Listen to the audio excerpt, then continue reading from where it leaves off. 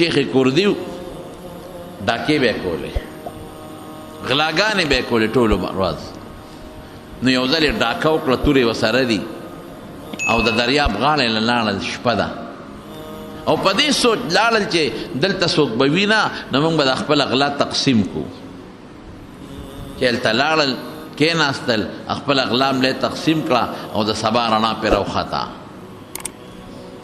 دا شیخ کردی وی ما ډډه وواله کردستان د عراق سره خوا کې اوس هم علاقه شته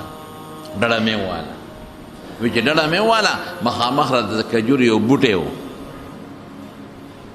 او په هغې کې زړې زړې کجورې وې نو یو قارغه راغی او د قارغه دا کجوره په مخلوقه ونیوله او راویښه کوله او پر یې واو واو واو اوچته شوه چې اوچته شوه نو زور یې ورکړه د کجورې له او په مخلوق کې ته اډوکې وویسته صرف مغز یې خوله کې پاک شو او دا مغز یې بره د کجورې په تنه کې راوغورځاو بیا راله بله کجوره یې راوشکوله او چې به یې څنګه راوشکوله نو په مخلوقه به یې زور ورکړه اډوکې به یې ته خوا وغورځاو او چې کم به هغه مغز پاتې شو نو پر به یې داسې وزرې به یې والې او هغه به یې دا کجورې په هغه تنه کې د بره نه راغورځاو نو دا شیخ کردي وی دا د ډاکوانو چې کوم مشر دی وی زړه کې مې سوچ وکړو چې د دې کجورې په دې تنه کې د دې قارغه بچي دي ځکه خلک خپلو بچو له رزق وروړي دلته بچي دي او دا رزق دا کجوره دا د خپلو بچو ته ورغورځوي خو حیران په دې ما چې بچو سره کینی ولې نه د بره نه ولې ورغورځوي نورې مرغۍ خو لاړ شي نو بچي سره په څانګه کینی او په جاله ورسره کینی نو په خوله کې وله د خپلې خولې نه خوراک ورکوي او دا قارغه د خپلو بچو ته د بره نه ورغورځوي نو ما وی ته راشه د قارغه دا بچي وګوره د قارغه بچي به تاسو چې تړلي دي هم نه ډېر په محفوظ ځای کې خپل بچي راوړي بره ورو ختم کجورې ته چې ورو ختمه او د کجورې تنې دې ډټ ته مې وکتل نو یو اجدها خامار دی پکې او داسې خامار دی چې خولې وازه کړې ده او چې ما ورته وکتل نو ما نینې په سترګو ړوند دی دې قارغه چې څومره کجورې راغشتې دي نو دې خامار لې په خوله کې غورځولې دي خامار یې خوري ړوند خامار د کجورې په ډټ کې الله اکبر یا خدایا ته څومره د لوی قدرت او د طاقت خاوند دی خدایا دشمن له د دشمن په ذریعه روزي ورکې دا خو د یو بل دشمنان دي قارغه ته خو چې پته ولګي چې دا خامار یو پوټی غافل دی عمده قارغې تخته یو خوري او که د خامار ته پته ولګېدله چې دا قارغه زما د قابو لاندې راځي نو دا خامار پې ټک لګی او خوري نو خدایه د یو بل دشمنان او ته دشمن له د دشمن په ذریعه روزي ورکې او خدایه څنګه روزي ولا بیا ورکې اوله څونه خواري کوي کجوره ولا ورکوي کجوره څونه قیمتي شی دی او ډوکې ته ولا وباسي یا الله دشمن له خو د دشمن په ذریعه روزي ورکې ماله به نه راکې د غلاګانې کو ماله به نه راکې د ټولو ډاکې کو دا زما عقیده خرابه ده کوم سړی چې دې ته په سوچ کې دی چې د بل دا جیب به څنګه ووام د ده په خدای یقین نشته کوم سړی چې په دې سوچ کې دی چې دا 2 نمبر شی به خرڅ کم او د ده نه به پې مال وګټم د ده په خدای بروسه نشته دی دوکه کوي د اخر خرابی خو ځان له بچو له رزق ګټي د ده په خدای یقین نشته د ده په خدای اعتماد نشته ګنې کمبخته چې کاروبار کې نو په خدای اعتماد وساته نو الله به په دې کاروبار کې درته برکت واچوي او که ته لږه ګټې نو خدای به دله پکې ډېر برکت واچوي بعضې وخت سړی ډېره وګټي برکت پکې نه څنګه برکت پکې څنګه نه هلته ورته بیماري جوړه شي هغه پیسې ترې ټولې په هغې لاړې شي هلته ورته دشمني جوړه شي پیسې په هغې لاړې شي هلته ورته عدالت جوړ شي په تاریخونو باندې لګیا دي وکیلان پیسې ترې ټولې په هغې لاړې شي هلته ورته بل غم جوړ شي پیسې ترې په هغې لاړې شي نو پیسه دې ډېره وګټله لیکن پاتې در سره نه شوه تباه شوه یا دا پیسه وګټې بینک دې ته ډک کړی دی کارخانه دې هم جوړه کړې ده ځمکه دې هم جوړه کړې ده او ټس مړ شوې ته لاړې در نه شاته پاتې شوه پیسه کمه پیسه ده هغه ده چې نبی علیه السلام فرمایي ته واغوندې هغه ده چې ته وخورې هغه ده چې ته په کور جوړ کې پکې اوسې دا ستا پیسه ده او چې در نه پاتې شو دا ستا نه ده دا ستا د وارث پیسه ده او چې لږه دې وګټله لږه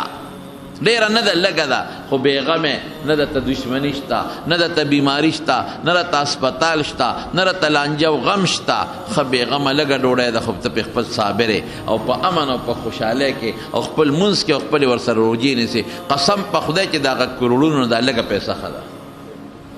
په اطمینان خو دې وخوړه که نه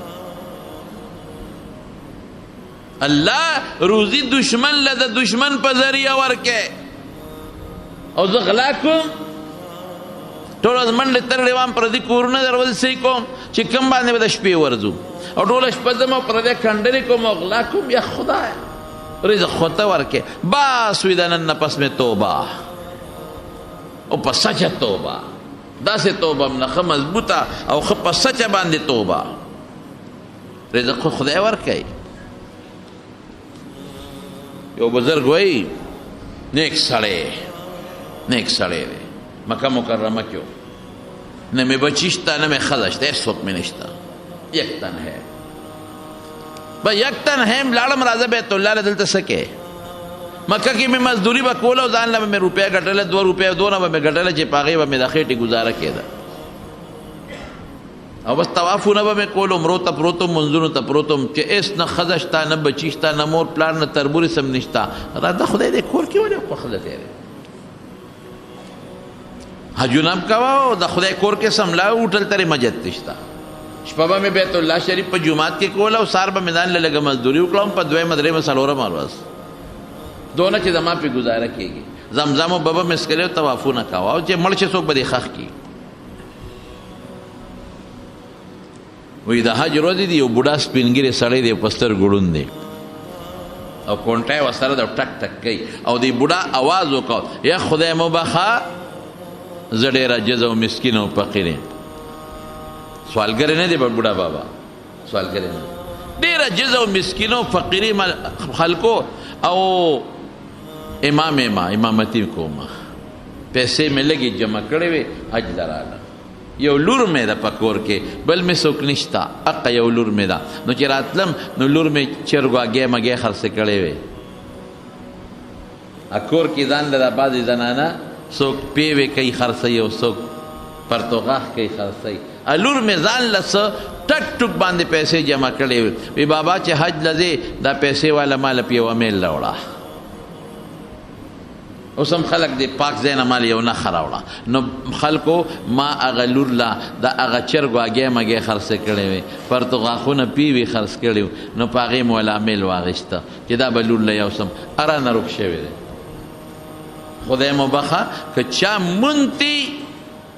نو مال راکې چې زه کور ته ځمه نو لور به ما ته کوڅې ته نیغه نیغه ګوري او په تمه به وي چې ماله به پلاره میل راوړي او په ډېره لږه لږه جمع کړې نه امیل لا نه روک شوي دا لک وی دا امیل ما یو څو ورځې مخکې مونتی و مونتی مې و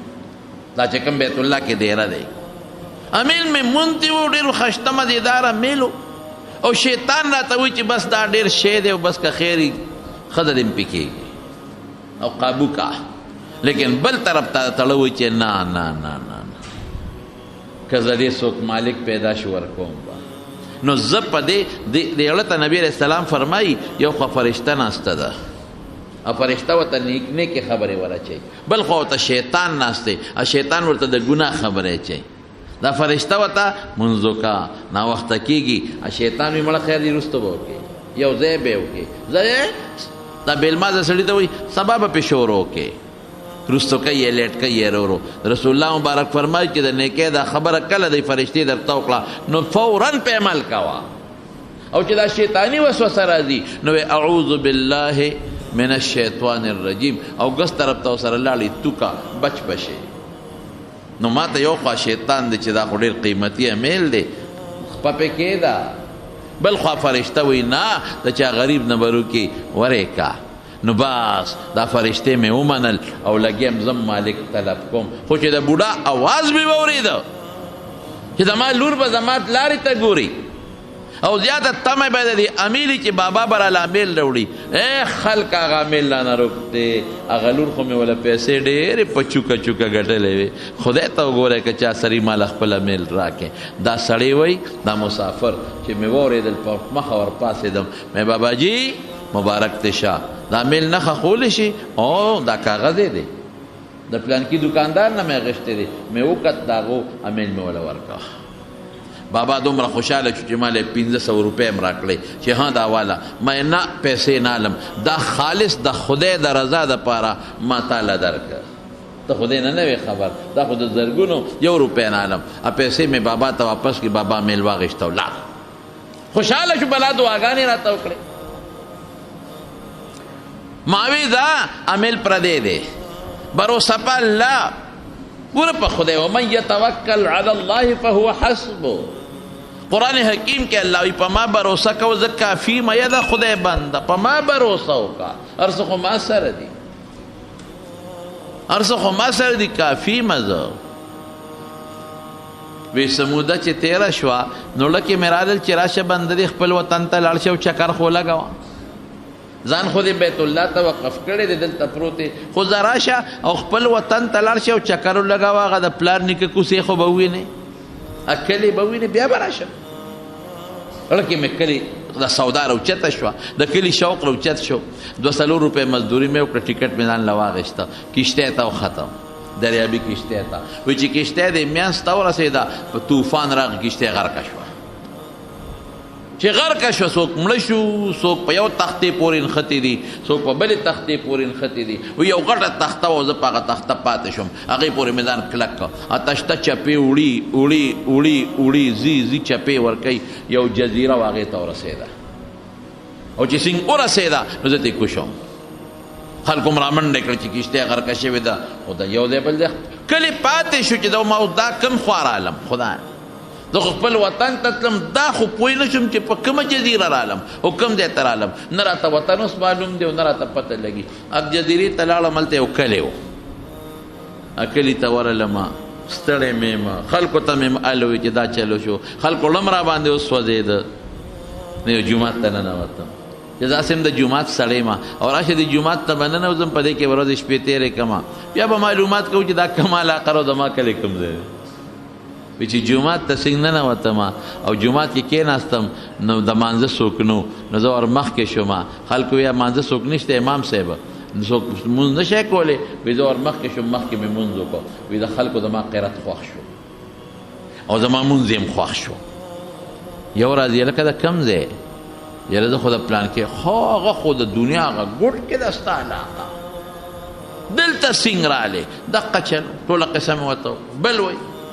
هلکه کلي کې مې څوک نشته نه مې پلار شته نه رور نه بچي نه ښځه نه تربورست شته بس بیت الله کې پروت وم او بس ما وی راشه د خپل کلي سیل به وکړي بیا به راځئ هلکه ګورې زمونږ امام نشته زمونږ یو امام هم مړ شوی دی خوښه دې نه ده په کلي څه کړم دلته امامتي کوه که نه ثواب به دې کېږي ډوډۍ به مونږ درکوو جامې به مونږ درکوو اوبه مونږ درکوو ما وی لا ښه خبره ده جومات کې امام شوم خلکو ته مې سبق شروع کړ ماشومان مې شاګردان شو د خلکو هم خوښیم تمام خلک خوښ شو قدر عزت مې کو چې څو ورځې تېرې شوې نو چا وی واده نه کې ما څه بده خو به ني اوس بشیر جان ته موږ ویل که بشیر جان واده نه کې نو دی به چې پرون دې کړی ولا نو ښه به وه څه بده خو به ني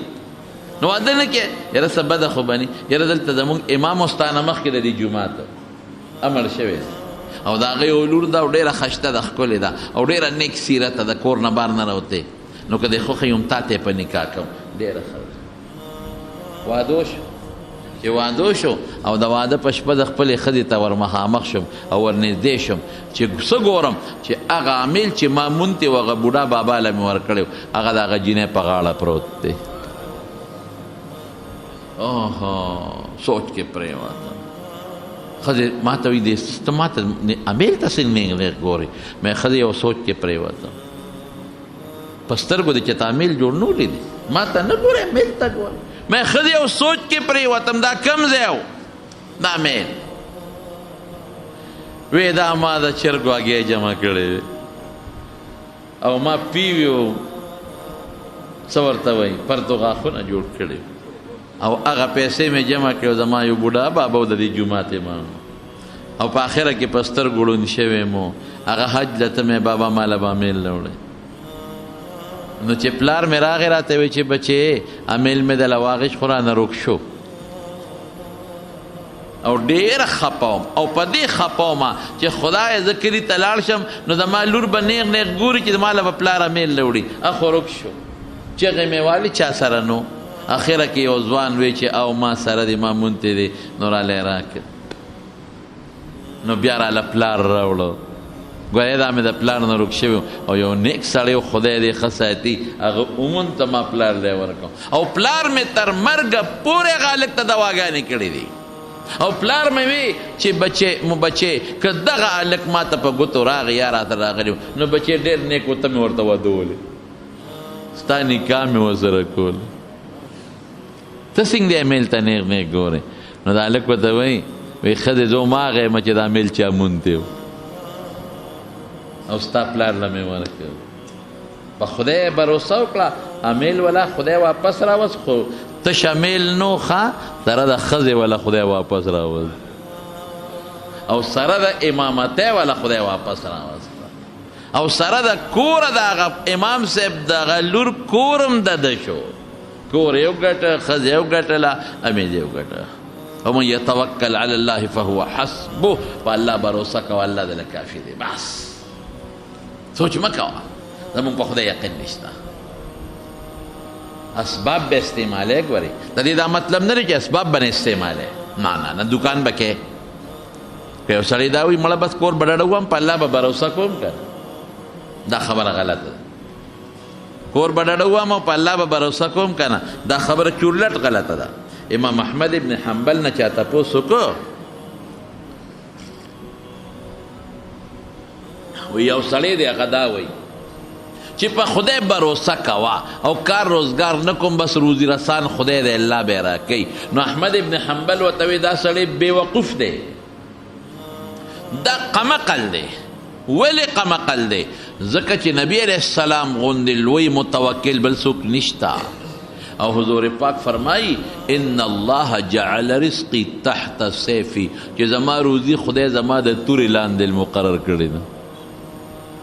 حضور پاک وی زما روزی زما د تورې لاندې خدای مقرر کړی ده په توره جهاد وکم نو غنیمت وګټم دغه زما روزی ده نو پیغمبر خو روزی په توره حاصلی خو جهاد کوي او د جهاد په ذریعه والا خدای ورکوي نو پیغمبر کسب کوي داود علیه السلام بس غره جوړولې ډوډۍ به پې ګټله قرآن حکیم کې الله فرمایي داود علیه السلام غره به جوړولې او په هغې به یې ډوډۍ جوړوله ځان دپاره نو دا به نه وی چې په خدای بروسه دا معنه چې کټ کې کېنه او خدای به یې راکوي کولی شي داسې قسم د الله په ذات چې داسې هم کولی شي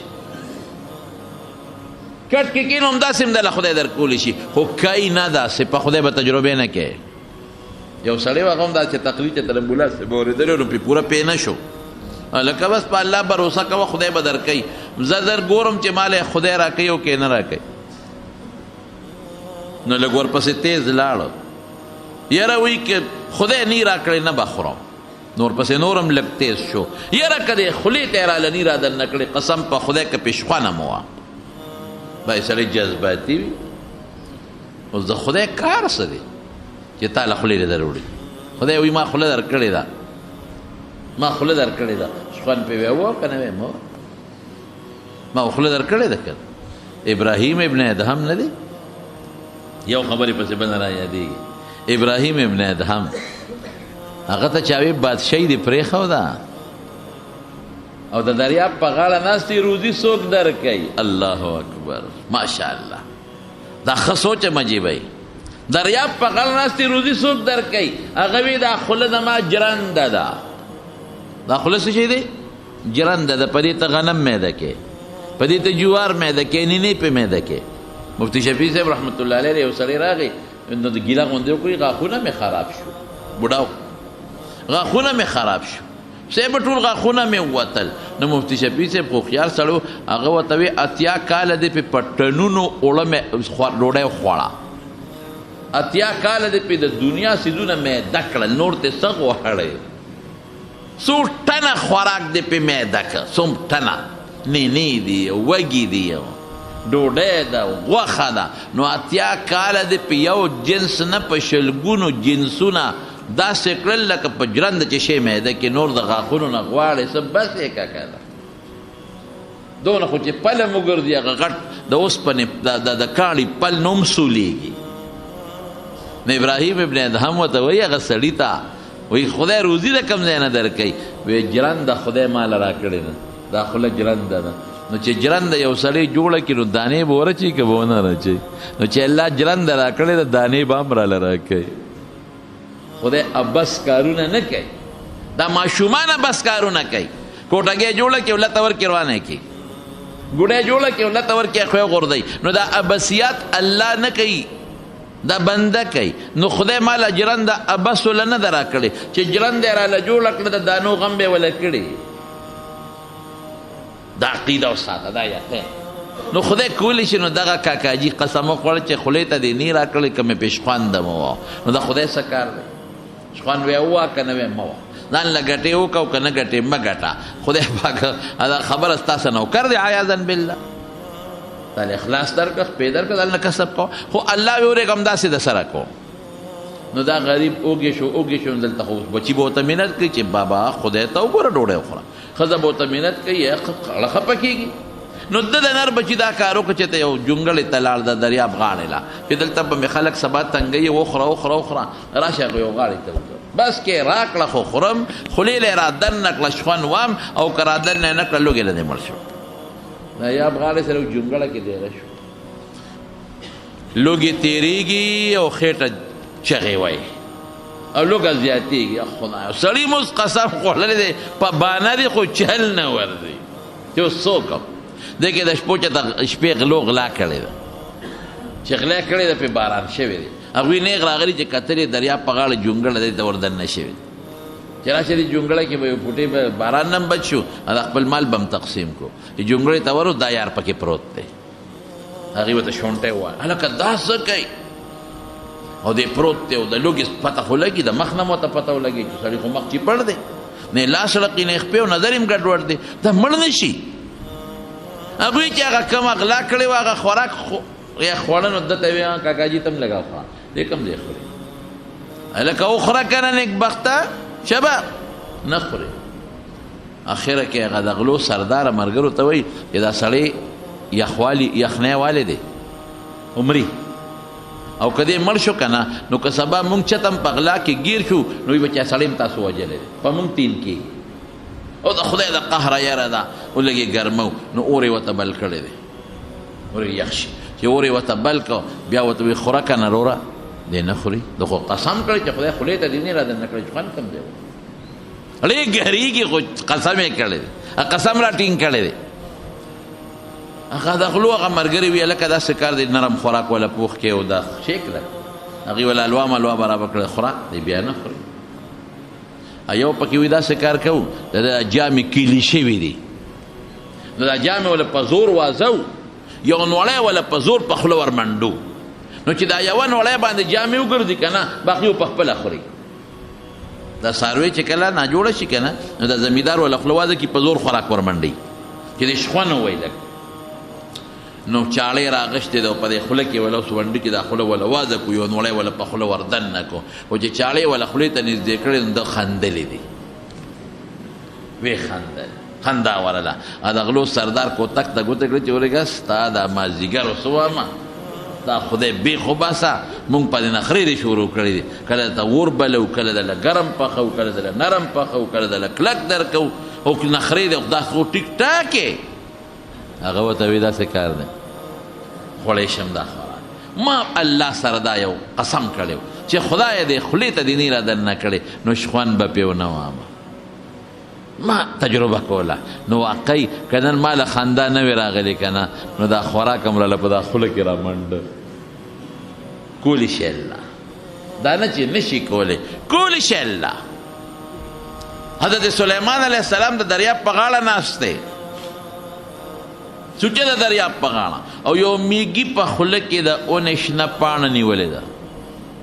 سلیمان علیه السلام خو میګو به مو سره خبرې کول مارغانو به هم خبرې کولې په هغې به پوهېدم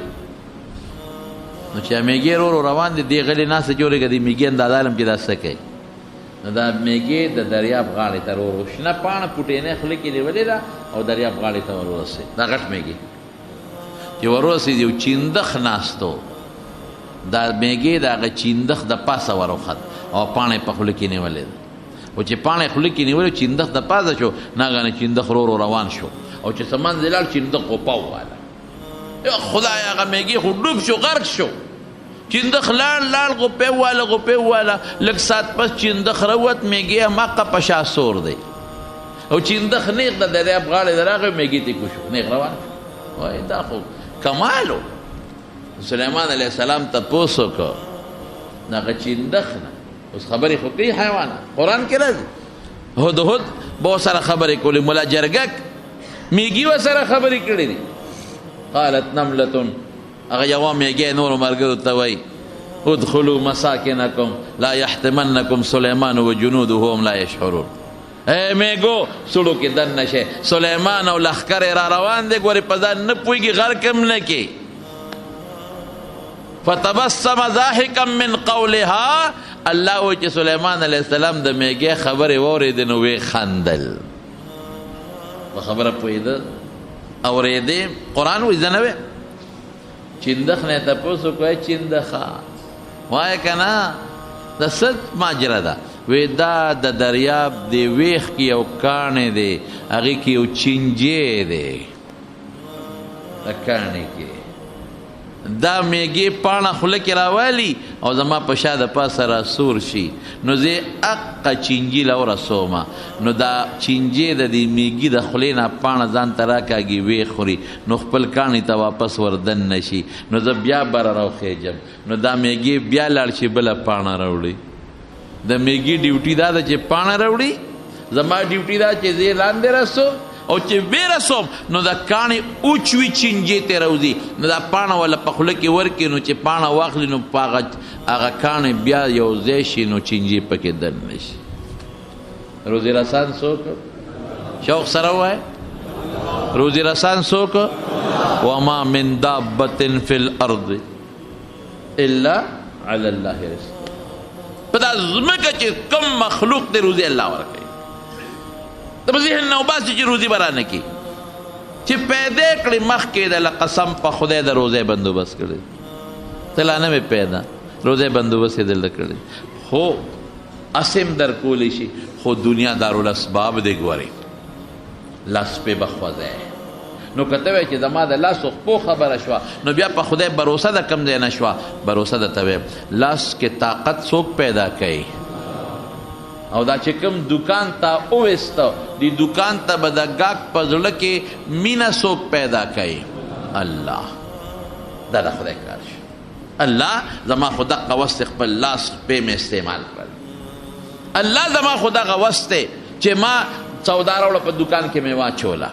الله زما خو دغه وست دی چې زه مونځ کې ودرېږم تا ته لاس نیسم چې خدایه بچي نار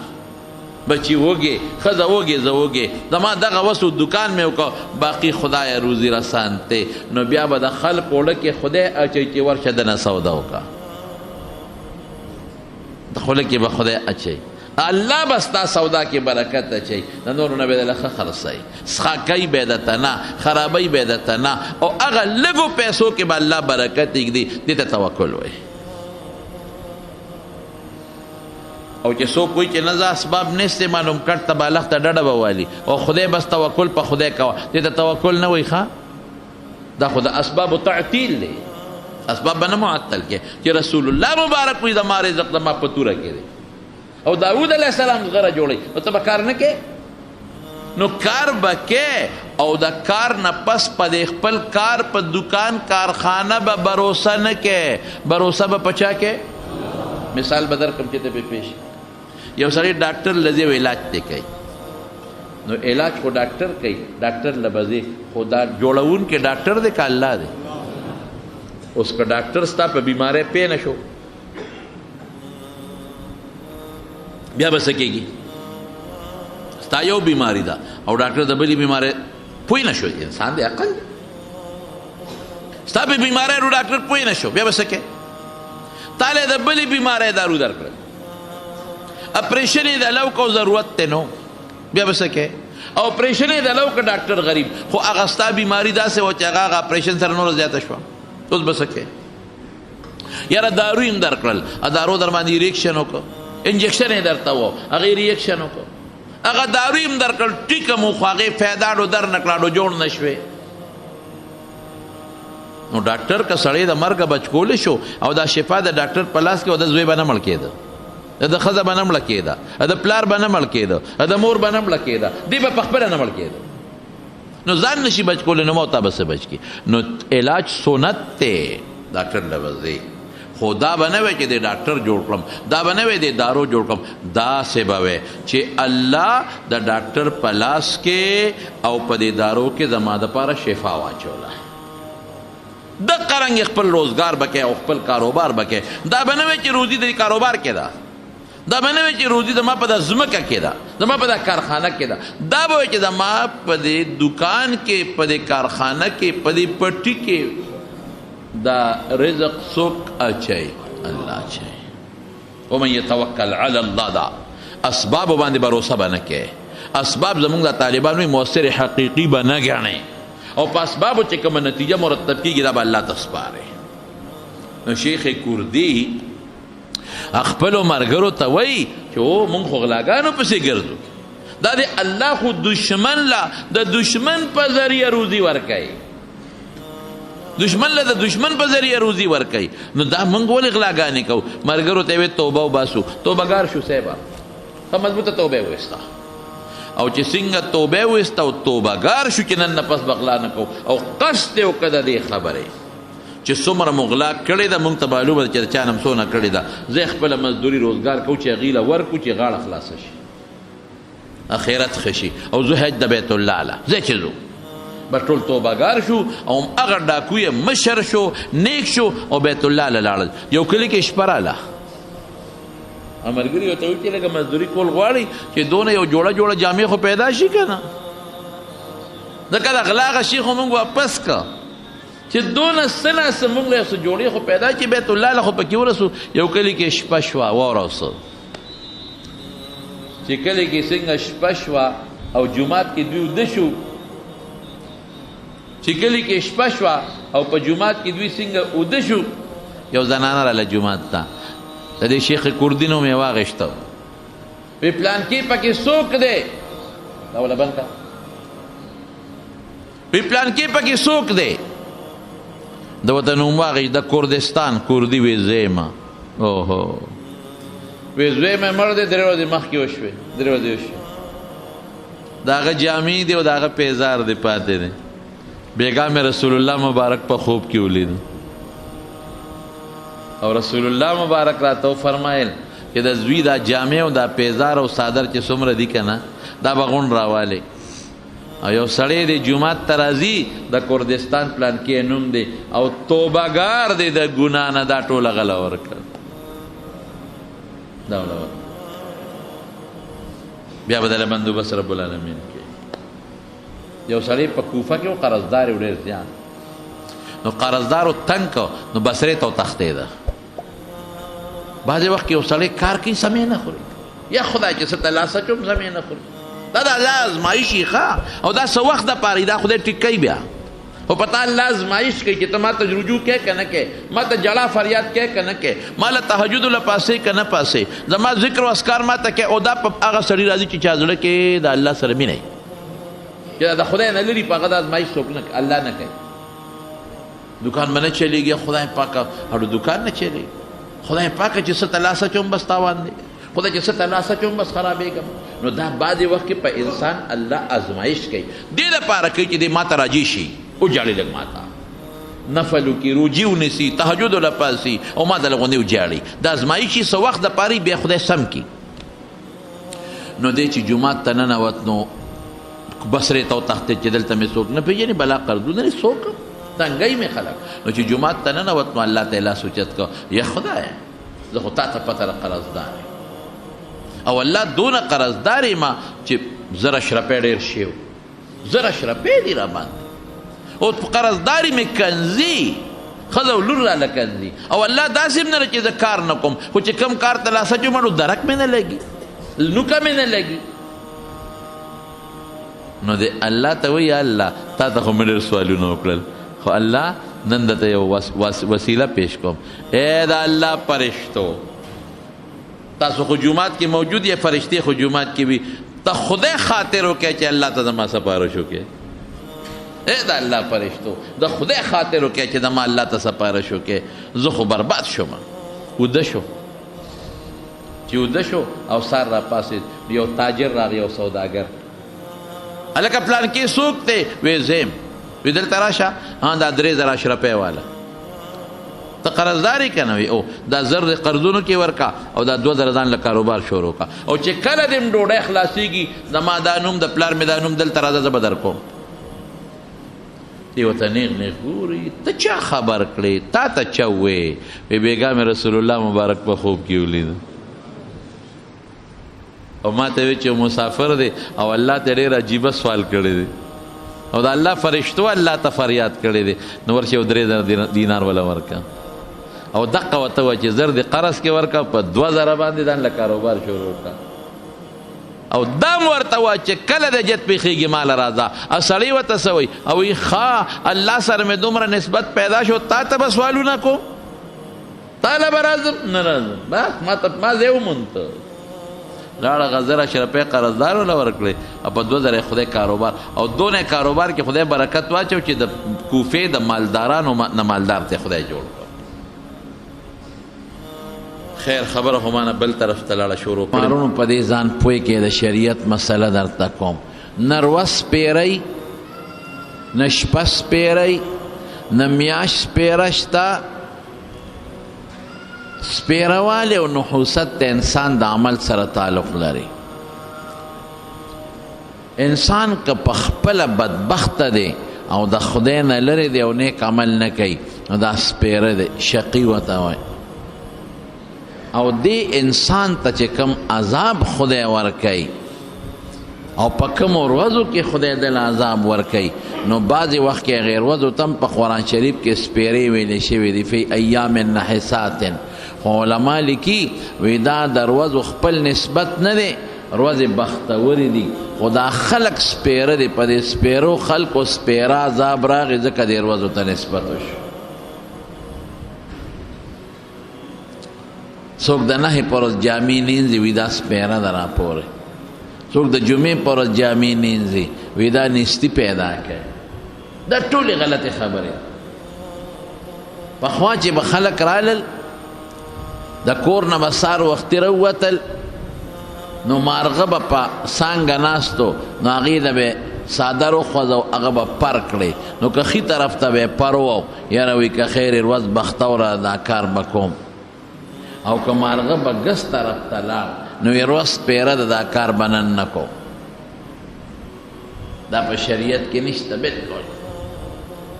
بختیا ورتیا او نیک بختیا دا د انسان د خپل عمل سره تعلق لري او که کله د زړه له داسې څه خبره راله وسوسه نو په خدای بروسه کوه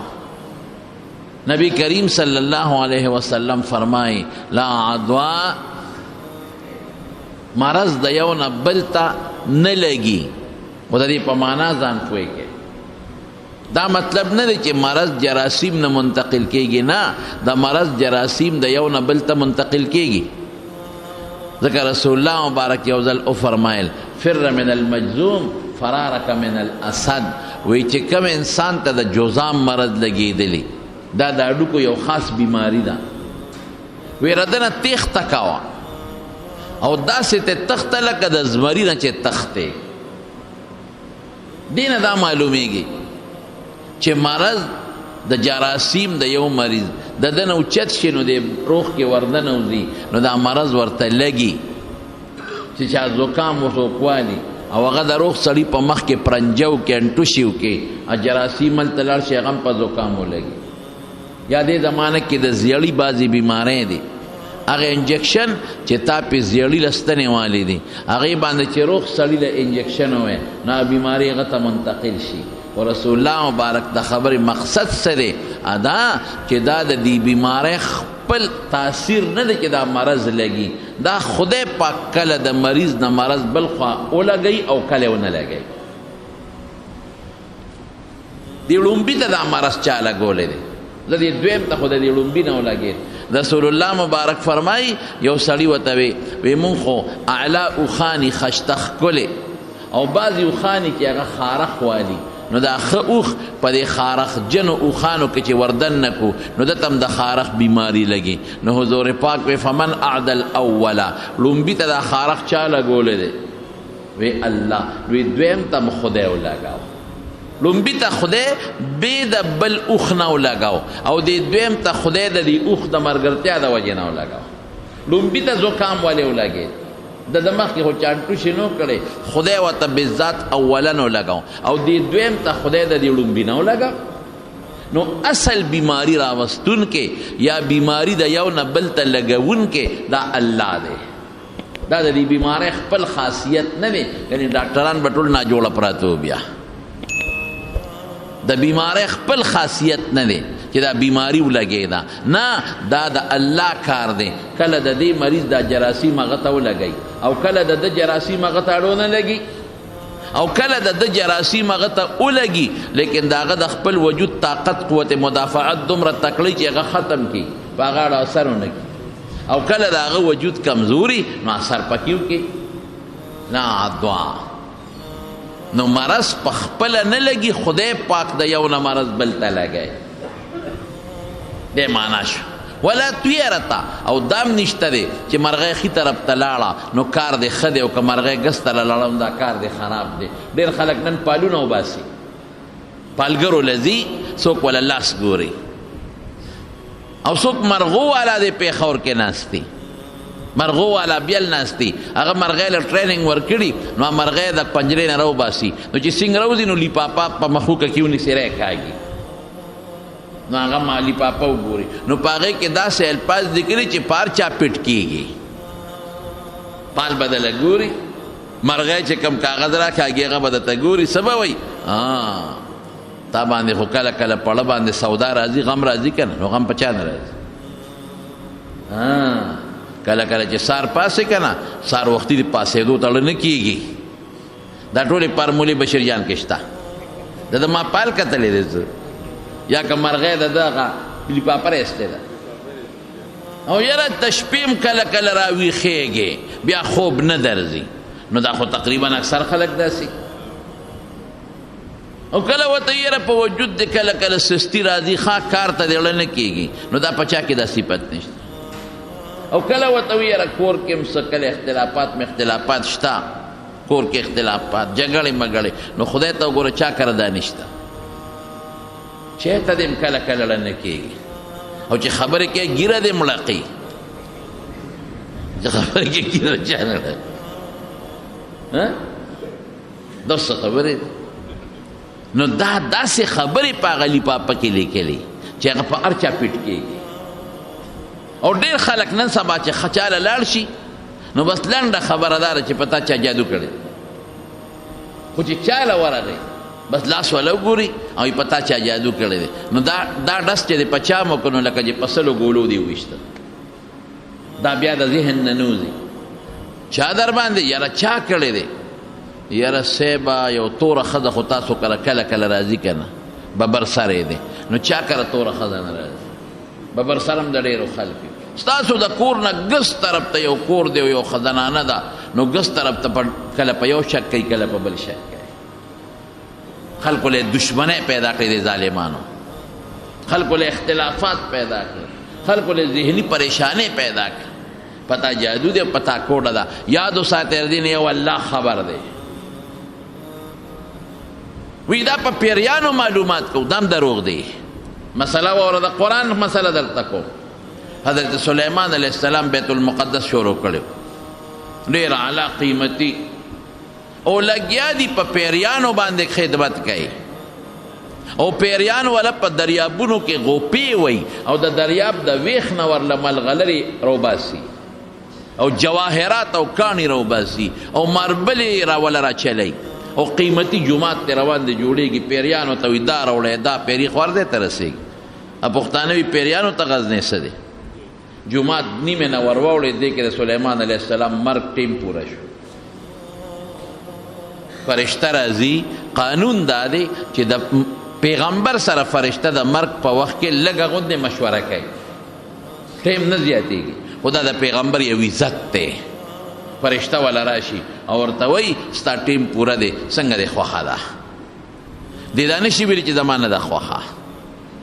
خدا را دی عزت دی نبی کریم صلی الله علیه وسلم خصائص کبرا کې سیوطي لیکلی دي چې کم وخت کې د وفات ټیم نو جبریل علیه السلام یو د مرګ فرشته ورسره ده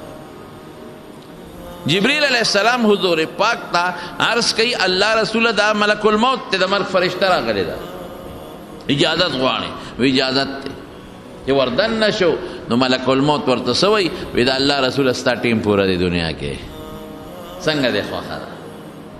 نو دا جبریل علیہ السلام سر مشورہ کولا وتیو قتل دا مشورے پتو گے وتیو قتل دا کمرگری دے چی سنگا وکما دی خمان اجازت غوالی نو جبریل علیہ السلام وتسوی وی دا اللہ رسول اللہ اختیار در که خواه د خپل ده د دنیا جون د خوخت او که مرګ د خوخت او یو ټکی وورا چې ان الله يتشوق الى لقائک خدای پاک ستا ملاقات ته ډیر شوق کې دی نو چې پیغمبر ته تدوه چې الله د ملاقات ته په شوق کې دی نو پیغمبر په دنیا بیا څه کوي نو فورا ملک الموت تو يمدل امرک کار د چالو کا سو باسه په کومه طریقه او باسه نو خپل کار د چالو کا نو پیغمبر ته چې دوه چې دغه جنت ته ور روانه دغه د خدای ملاقات ته ورته ور روانه نو د پیغمبر دنیا خټوله د کړهونو ده دنیا کې راغ جون خټول د تکلیفات او د کړهو سر ډک دی نو سلیمان علیہ السلام له د مرګ فرشته رااله وستا ټیم پوره دی هغه وی الله دا بس کېږي ټیک شو زه خو ټیم پوره دی مرګ ته خوشاله ځکه زما مرګ خو جنت ته او د خدای ملاقات ته خو جومات نیمګړی پاتې کېږي دې سره بس وکم الله وی داسې وکړه چې ته په دې منبر باندې کښېنه او دې زنې ته یو کونټۍ اړمه کا او دې خلکو ته ووایه چې بس ما پسې به نور څوک هم دننه نه راځي زه به نګراني کوم د دې جومات زبا نگرانی کو او پیریانو ته وی تکړه شه مال بسو کم نږدې نه راځي کونټه زنه تواله او پاغې د پاسه سر کې خو او ساته وته او پیریان لګیا دي کار کوي خډبل کار کوي او دی شیشه کې چې راځي ګوري نو منور ته ویل کا ګوري هغه سليمان عليه السلام را تنیغ نه ګوري ښه شبه هغه نه دی خبر قرآن حکیم کے اللہ تعالیٰ فرمائی رب العالمین فرمائی شپږ میاشتې علماء پاکستان سے اختلاف کوي په دې موده کې پیریانو ډبل کار وکړ اول ته سوړه کې راځي ګوري هلکه وي هغه د نیغ نیغ راته ګوري که نه شبه انخطې دي کار کوي جومات مکمل شو چې جومات مکمل شو نو لاندې الله د کونټې په ویښ باندې وینو لګوله نو چې هغه وینو کونټه وخوړه کونټه ماته شو پریوته نو سلیمان علیه السلام لاندې پریوته پیریان وی اوهو دم سوکړل قرآن حکیم کې الله فرمایي چې کله سلیمان علیه السلام مړ شو تبینت الجن ان لو كانوا يعلمون الغیب ما لبثوا في عذاب المهین غالبا اوہو اللہ وی که پیریانو سر دا غیب و علم وی نو شپږ میاشتې به ولی کار کاو سلیمان علیہ السلام کونټې باندې مړ پروت ته پیریانو ته پته نشتا نو څوک وی دا په پیریانو معلومات کو دا غیب و علم یو الله سره دی نه انسان سره شته نه پیری سره شته دا اق علم دی چې دا خدای ځان سره ساتلی دی د چاله نه دی ورکړی نو خبره مې دې پورې کوله زمارونو چې دا وسوسې وړه ته راځي دې سره به څه کوو دا ډېرې خطرناکې وسوسې دي چې دا چا زړه ته به دا راځي او که ده سره نه وي یو ځای شوې دا بیماري به راته نه وې لګېدلې د چا زړه کې به دا راځي او لومبې نظر مې په دې پلان کې ولګېد مړه ورځ سپېره شوه د چا زړه کې به دا راځي پلان کې میاشت را پورې سپېره شوه څوک به دا وایي چې دا پلان کې ورځ را پورې سپېره شوه او څوک وایي دا پلان کې څاروی را پورې سپېره شو او څوک وایي موټر را پورې سپېره شو څوک وایي دا بادي را پورې سپېره شوه او بعضې وایي د انګور را پورې سپېره ده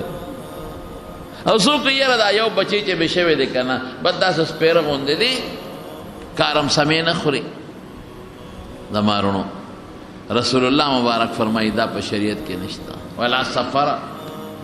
دا هم نشته چې سفر میاشت را پورې سپېره ده، دا په شریعت کې بالکل نشته. نو دې سره به څه کوو؟ نو وایي که داسې قسمه وسوسې چاته رالې نو دا به ختمېږي په توکل، په الله بروسه او توکل کوو بس. او دا عقیده ساته و یمسسک الله بدر فلا کاشف له الا هو، چې څه تکلیف ته ورسېد د دې تکلیف لرې کوونکې ما سوا د الله د ذات نه بل څوک نشته. دا عقیده وساته. و ان یردک بخیر، او که الله درته خیر رسول غواړي نو فلا راد لفضله، د خدای خیر څوک بندولی نشي. نو مالک د خیر او د شر به څوک ګڼو؟ بس دې سره به ستا ټول سسټم سمېږي. دا کلکه عقیده وساته، مضبوط یقین دا وساته. یعلا ابن مرہ د حضرت علی رضی الله عنه په خاصو ملګرو کې دی. یو ځل راغی حضرت علی رضی الله عنه ته، ملګرو ته وایي یاره د دې علي امیر المؤمنین حفاظت کوو، ځکه دشمن ډېر زیات دی. په هغه زمانه کې دشمنان ډېر زیات دي، څوک یې مړ رانه کړي.